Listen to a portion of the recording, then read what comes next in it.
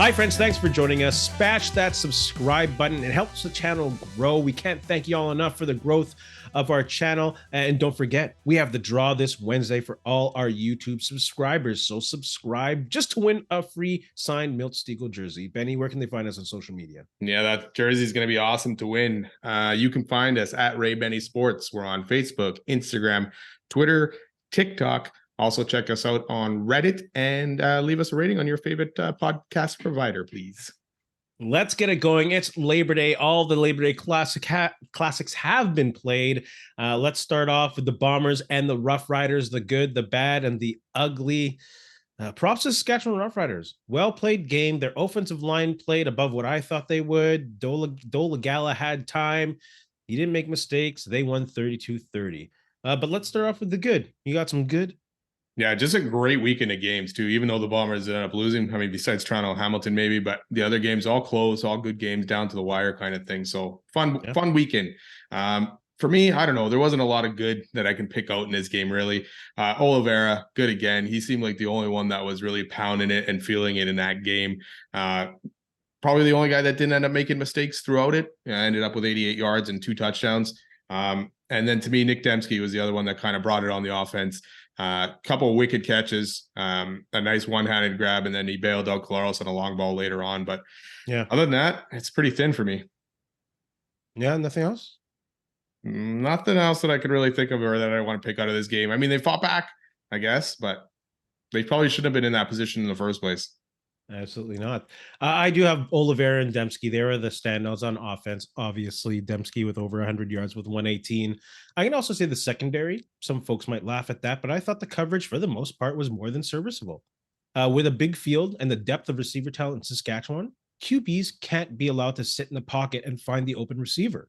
You usually have like 3 seconds to get the ball out. Dola Gala had more than that from what I saw on many plays. So I thought the secondary, for the amount of time that they were left hanging by the lack of a pass rush, I think they did a good job. And of course, the crowd. It's great seeing blue spots represented in the sea of green. So shout out to all of y'all. Hope you all got home safe. Y'all were pretty loud. So believe you me, we have made that ride of shame home. So we get the pain. We get the pain. So shout out to the Bomber fans who made the ride. I guess you can give it to Adam Bighill, a couple sacks in the game, but other than that, to me, the defense just was kind of lackluster all around. Just too many mistakes and just not getting a big stop or a turnover or anything like that. But we're on the good right now, so. I thought the Bomber O-line for the most part also, well, they didn't look bad, but they didn't look too good, but especially in the passing game, but they got the running game going. They only let 1 sack go, I think.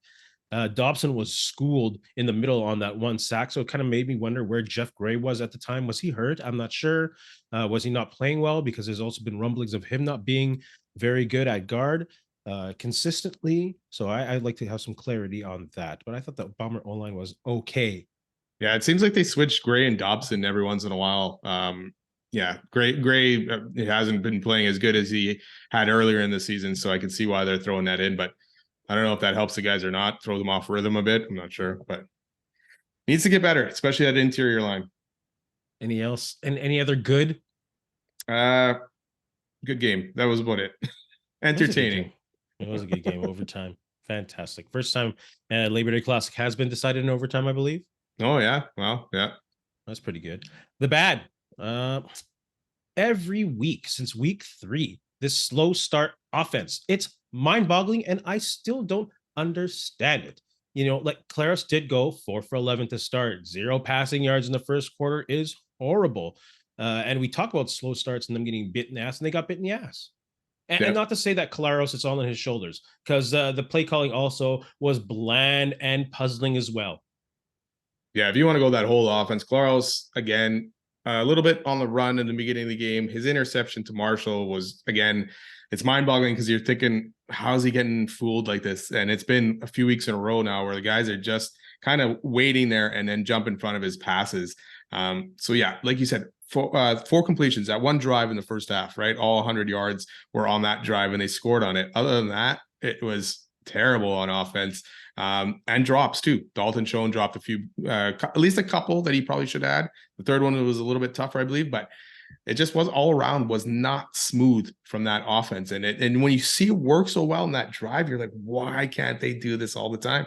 Or why can't they get this started earlier in the game, right? So disappointing effort. They woke up in the second half, but too little, too late. Yeah, that interception by Caleros, like great play by Marshall. That was a phenomenal defensive play to look like you're taking the wide guy, baiting him, and then jumping that pass. But Caleros didn't even look off that guy. No. It was snap, look to Bailey, throw it right away. And just like Marshall just had to jump in front of it. Yeah, it seemed like similar to the Montreal one, the third one, the second pick six, where he kind of just had his guy and he was throwing it there no matter what, no matter where the Montreal D was. And then this same play. So I don't mean to call the play calling bland, but it was definitely not creative. Like the commitment to the long ball was mind-boggling. Where are these intermediate passes? The middle of the field was open almost all day long. Why not use Olatarski in the middle? Why not use Bailey in the middle? Why not use Dembski more in the middle? The middle of the field was open and they're going for these long balls. Puzzling. I don't know why.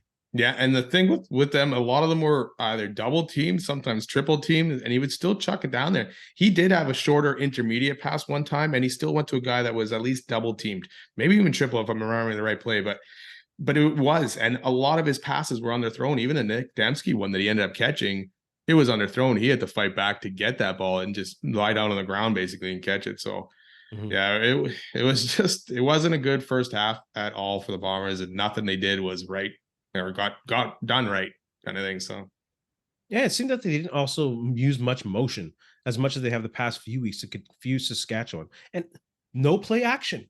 You have like not no play action, the rare use of play action when you don't have as mobile as a quarterback and you have the best running back in the league and you're not using play action on first down. Maybe the noise played a bigger factor than we know, and that got rid of a lot of those motion plays because they couldn't talk or hear each other after the huddle kind of thing. So it was loud, especially late in that game. I'm not buying that one. I'm not buying the loudness and using motion. Come on, put your hand up. Go. That's it. Do this. We've seen quarterbacks do this. Do this. So I'm not buying that thing. I don't know. It's been that I was don't kind know of bad enough about for me. it. The play calling, I don't know. Any other bad? To me, the D as a whole, like you say, the DBs were left on an island kind of sometimes, but also the DBs. Saskatchewan only scored 2 touchdowns in this game, one in regulation, right? And on that drive, a couple DBs, Demario Houston and Winston Rose, went for the pick or the big play instead of keying in on their guys, and it led to big catches and runs by the Saskatchewan receivers, which ended up leading to their only touchdown, basically. And I know the D was not in great field position for most of this game because special teams is another bad factor. So they hung in tough and they made some good stops, holding Saskatchewan to field goals. But those DBs got to watch it sometimes. If they're going to make those moves, they got to make sure that there's someone back there to save their butts and make a good tackle. Yeah, but those out plays aren't quick plays. Those take time to develop. Yeah. And that means you're not getting a pass rush. Oh, yeah. The pass rush was terrible, for sure. It's either you play the guy and you push him out of bounds or you go for the pick. Yeah. But there's got to be a pass rush to force Dolegala to make a decision a lot quicker or make a bad throw. I don't know. It's just frustrating. And I don't mean to badmouth anyone on the defense. They're a great defense. It just wasn't clicking this week. No, they ended up with 3 sacks, but really the pressure just wasn't there, especially in OT. They brought no pressure, and Dolegala had no problem completing that drive for a touchdown. Yeah. Yeah. And I'm not gonna lay off the play calling. And in play calling, that includes formations. Last week I said, I'm not gonna mention the heavy set. Now, why aren't they playing the heavy set? They're having trouble really protecting Caleros at the beginning of the game. Why not put the heavy set in, run Oliveira more, use play action, and get your receivers in a better position to make plays deep rather than going deep when they're double coverage or triple coverage. I don't know. Sorry, I'm frustrated, Bomber fans. Special teams, that kick coverage team. You can almost throw that into ugly kind of thing, but that between that and the lack of a return game, it's killing the Bombers. Like Saskatchewan is basically starting at least to their 40 to midfield almost every time. And like I said, they didn't have to get much to get a field goal range because Lawther was feeling it and he was hitting those 50-yarders. So they got to fix that. They got to figure it out because they're getting burnt every week. And Alfred, he's going to get another opportunity next week. Yeah. These guys are just staying in their lanes and staying in their lanes hard. No one was trying to make a play on this guy or make him change his course. It was probably the worst special teams I've seen this team play in a while. Yeah, and they've been pretty bad this year, But this and one was Mike O'Shea, the yeah. special teams guru, the reason why he got the head coaching job. Exactly. That's weird. Yeah, it is. They got to fix that. Any other bads? No bads. No more. Oh, I still got bads. That defensive line, the lack of pressure, and Richie Hall choosing not to blitz Dolagala, giving Dolagala all day long to look for receivers and for longer routes to progress, and the ability for them to focus on Jeff Code and Jefferson, again, off of the stat sheet, sack-wise, not, in regards to them making a difference. Obviously, they're there, they're making a difference, but, man. Yeah, he was too settled in that pocket. Yeah, why not send the blitz more often? What are they especially doing? In overtime? Overtime, there was nothing. But even when they brought heats, for the most part, it wasn't getting through either. Yes, on Big Hill sacks it did, but for the most part, a lot of other times when he brought it, it just wasn't getting through. And then they even Saskatchewan lost Colin Kelly on the O-line, and it still didn't miss a beat, it seemed. Yeah. So good job by them. Good job by that Saskatchewan O-line. Any other bads? No. You? Man, that call on Cam Lawson, it's not bad. It's borderline. But you know what? If you look at it in detail, which they can do, the ball was almost stripped. It was loose. Dolagala put his head down to look at the ball.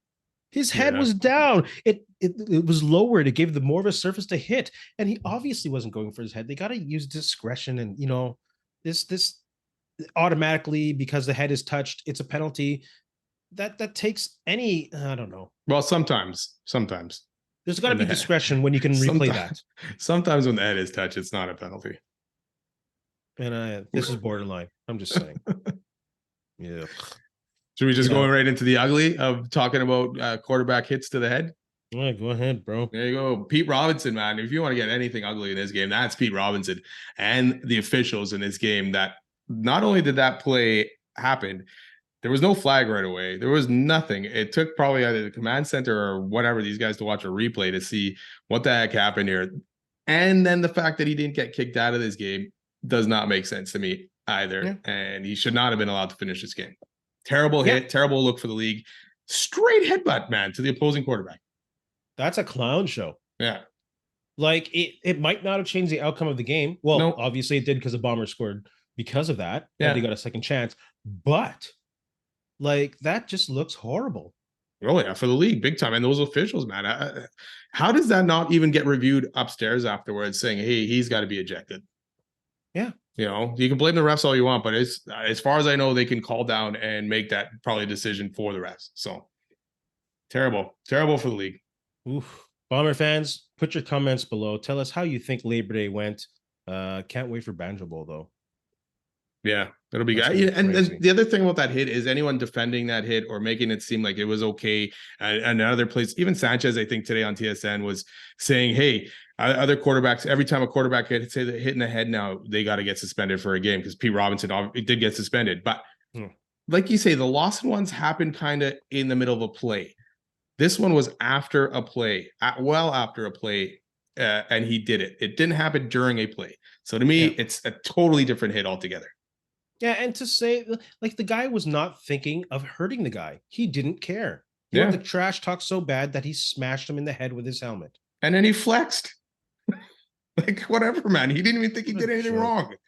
What a joke. I hope the Bombers... Oh, yeah. We'll talk about that. Good thing they play again. Good thing they play again next week. Oh, I got that cowbell. It's going to be loud. It's going to be crazy there. Let's go into CFL grades. I'll go with BC Lions. I'll give them a B+. They allowed Montreal back in the game. They snapped their losing skid. Good for them. They looked a little more like the team they resembled earlier. Adams was solid, not many mistakes. The defense is not quite there, but they did get 5 sacks. Yeah. So I'll give them a B+. All right. I'm going to give Montreal a C+. They battled in this game. They even took the lead in the fourth quarter, but then fell apart from there and allowed BC to score 10 unanswered, 9 unanswered, or whatever it was. But yeah, Fajardo, 2 costly mistakes. He had a decent game, yardage wise and everything, but 2 costly interceptions. One was in the red zone as well. And then they only ended up with red zone field goals. That's it. No touchdowns. So they had to finish there. So they had a good game. They just couldn't execute and finish. 0 for 3 in the red zone? Yeah, just field goals. So, and a lack of pressure on Vernon Adams as well. So, yeah. And they've actually been pretty good at pressure since they've got Sean Lemon. Yeah. Yeah. But I don't know what the Bombers are going to do to get that pressure going on the line. Sorry, it's not Bombers. You know what? Yes, we're talking Bombers now. My turn. Grade. Are you sorry, Montreal, we're done? Yeah. Okay, Bombers. They got to get that pass rush going. Yeah. Like they get a C+. And we've covered the most of it for a team that, it was a great game. One of the best Labor Day classics I've seen, and that's not taking anything away from Saskatchewan. They played great. Dolegala played great, but the Bombers had plenty of self-inflicted wounds. Yeah. They did not play a good game at all, and I'll give them a C+. Maybe even a C. They get a C.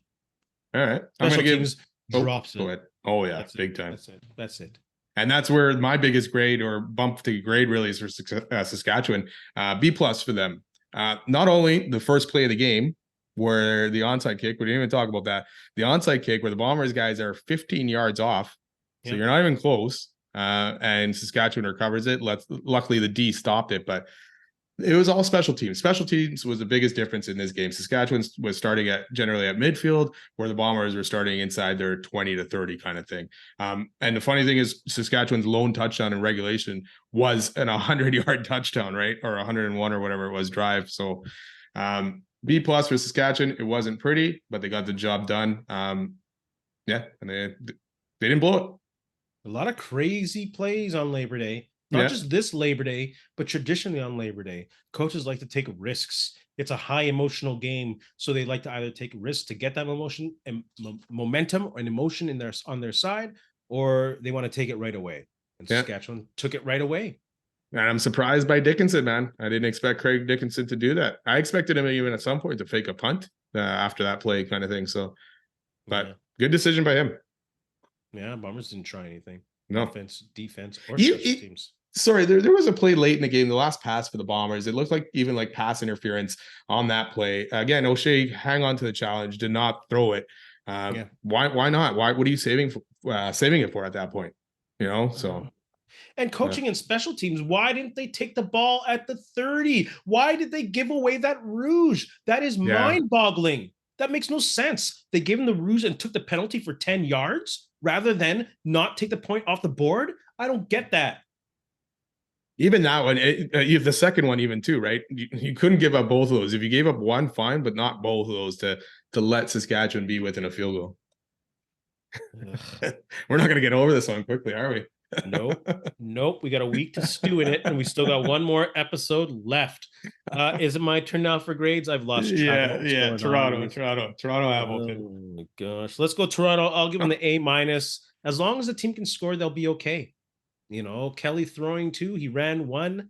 I think it shows that they can win ugly and through some adversity again with Chad Kelly. They're good in hostile territory. Yeah, that offense is going to be unstoppable. It's really good. Yeah, I think with this performance, both Kelly and Caleros, Kelly has taken over the MOP race without a doubt. Yeah. That's the thing. Like Toronto's offense is kind of what I expected out of Winnipeg's offense. And then you chuck in that Winnipeg D, this team should be unstoppable right now, but something's just not clicking for them. Of course, we went back to Winnipeg again. I'm going to go to Hamilton. I'll give them a C-. Unfortunately, they started this game off too slow, down 17-0 after the first quarter, 17-4 at half. Too big of a hole. I know they made it close and got within 10 at some point, but this game was never really close for Hamilton.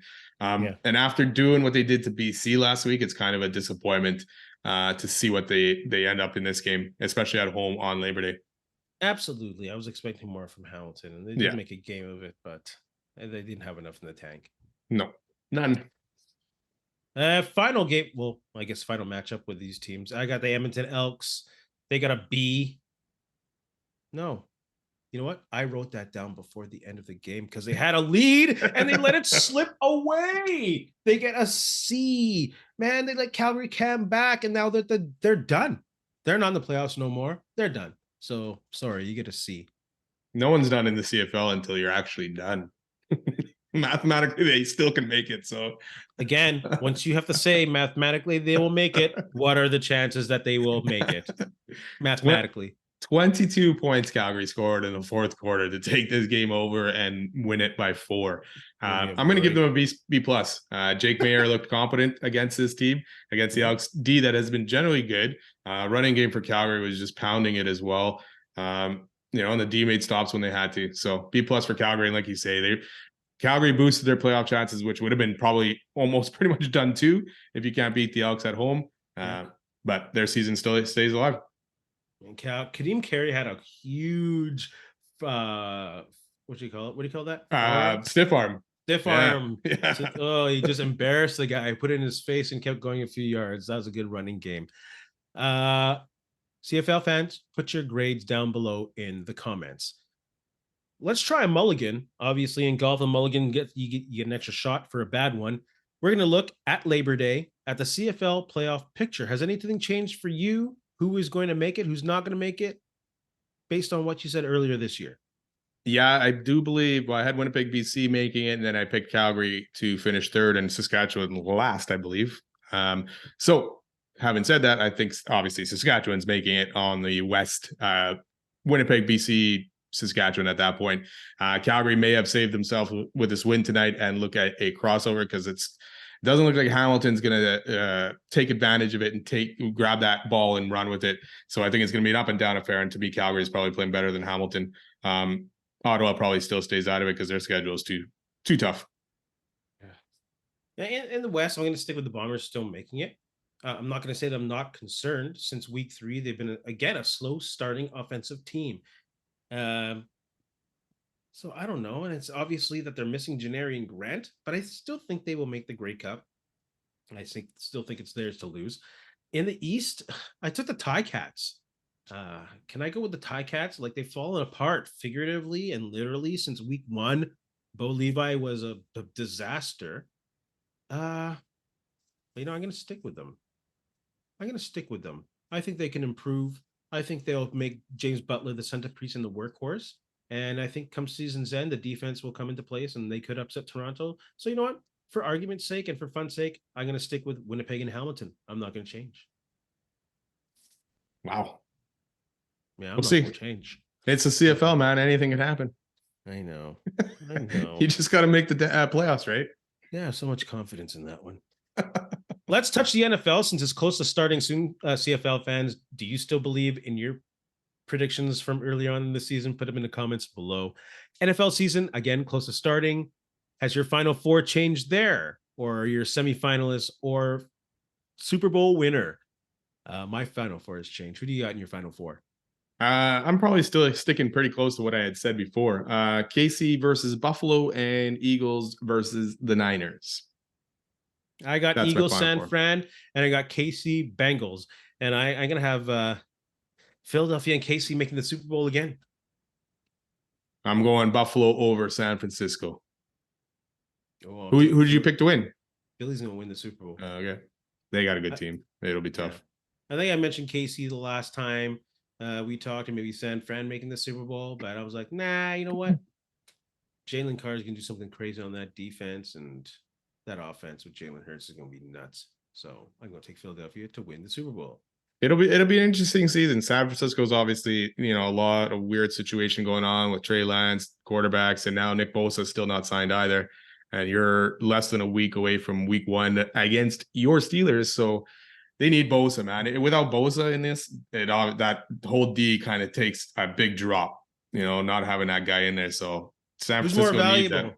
Who's more valuable to your team? Bosa to San Fran or Chris Jones to KC? Probably Bosa to San Fran, just because KC's got that dynamic offense and Mahomes kind of thing. I know San Francisco also has a good offense, maybe a little bit weaker at quarterback until we know what Purdy is. Obviously weaker than Mahomes. So I still think KC can kind of overcome that, but Chris Jones is good too, man.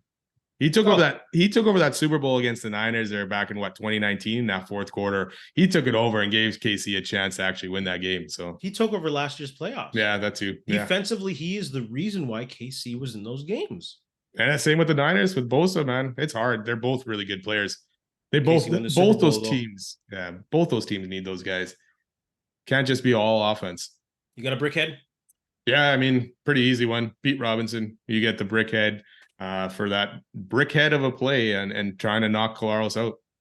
Yeah, deserves a 1-game suspension without Yeah, a doubt. should have probably even been more. I mean, Simone Lawrence got 2, and that was in the heat of the play with that Collaros quite a few years ago. So I think Simone Lawrence had a history, though. yeah, that's true. That's true. I think he had another nasty hit before that. Yeah. Yeah, I agree. That was horrible. What are you doing? Make the league look bad, makes Saskatchewan look bad again. Shout out to Manitoba diver Alex Tiagli. Please forgive me if I didn't say that right. He won the gold medal at the Junior Pan Am Games and the High Diving Championships in Lima, Peru. And these athletes are diving from like 15, 20, 27 meters. Wow. But this dude can only practice on a 10-meter platform. So he only gets to do his dives when he gets to the location. Really? Wow. That's pretty good then. Wow. Jeez. Isn't that crazy? Like a few days in Peru, he's like, I got to put my dives together. It's like, say what? So shout out to him. That's pretty talented. Holy crap. And he's going to train on that Red Bull high dive cliff, whatever diving tour. So, Jeez. Oh my goodness, prayers to whatever. My heart skipped a beat just thinking about that. I know he's not even your child. My goodness. Benny, you have anything to say to our friends? You know what? Thanks a lot for listening. Don't forget, subscribe, follow. Don't forget to enter the contest on YouTube and subscribe, and have a good couple days. And in the famous words of Simone Biles, I'd rather regret the risks that didn't work out than the chances I didn't take at all. That's heavy. Yep. Tagliovaya to 2-0 Tagma, whatever. Over under playing 15 games this year. Under. I still can imagine him on the field last year. I picture that in my head, kind of thing. I just don't feel.